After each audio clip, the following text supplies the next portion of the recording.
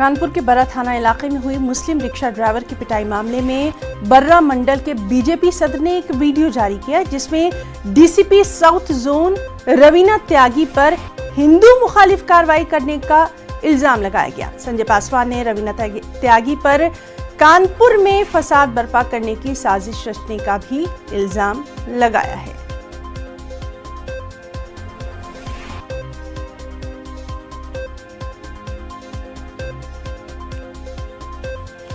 रामगोपाल में 2 दिन पहले की जो घटना घटी है उसमें कानपुर की आईएएस रवीना त्यागी इस टूल को देकर एक पक्षी कार्रवाई करके हिंदुओं के खिलाफ मुकदमा कराकर उन्हें गिरफ्तार कराकर कानपुर में दंगा भड़काने का काम कर रही हैं।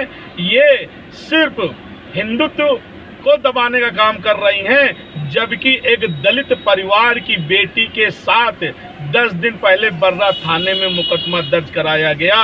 धर्मांतरण के खिलाफ दलित बेटियों के 12 साल 14 साल की बेटियों के साथ दुराचार जैसा व्यवहार किया गया, उसमें सिर्फ 354 का मुकदमा दर्ज कर लिया गया।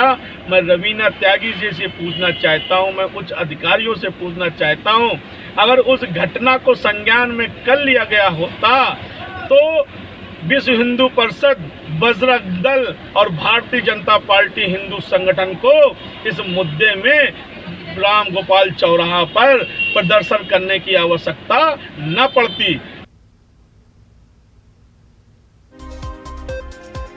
तो कानपुर में बीजेपी लीडर की जहरफशानी सामने आई है।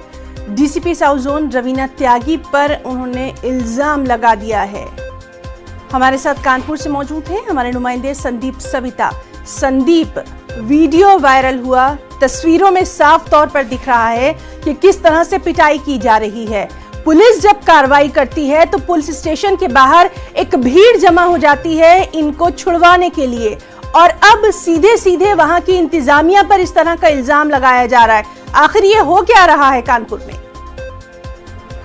देखिए ना, जिस तरह से ये वीडियो वायरल हुआ है, ये जो बीजेपी के मंडल अध्यक्ष हैं बर्रा के, इन्होंने एक वीडियो खुद बनाकर वायरल किया है। लेकिन ये वीडियो जिस तरह से वायरल किया है, पुलिस पर इल्जाम लगाया गया है कि पुलिस की हिला हवाली से ऐसा हुआ है।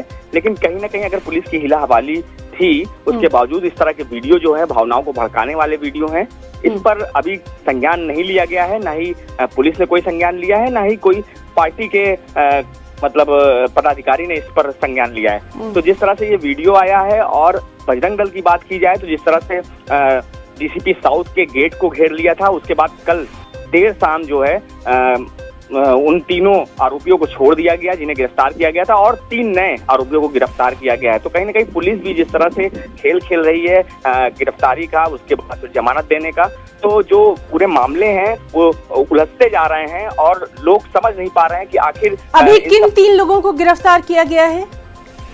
जी, जो 3 नए लोग गिरफ्तार किए गए हैं उसमें से बजरंग दल का कोई नहीं है, लेकिन जो लोग गिरफ्तार किए गए हैं वीडियो के आधार पर गिरफ्तार किए गए। लेकिन अगर धाराएं जो उन पर लिखी गई, मुकदमा जो लिखा गया है वो मामूली धाराओं पर मुकदमा दर्ज हुआ है, तो इनकी भी जल्द ही जमानत हो जाएगी। जी, बहुत बहुत शुक्रिया तमाम तर तफसीलात के लिए।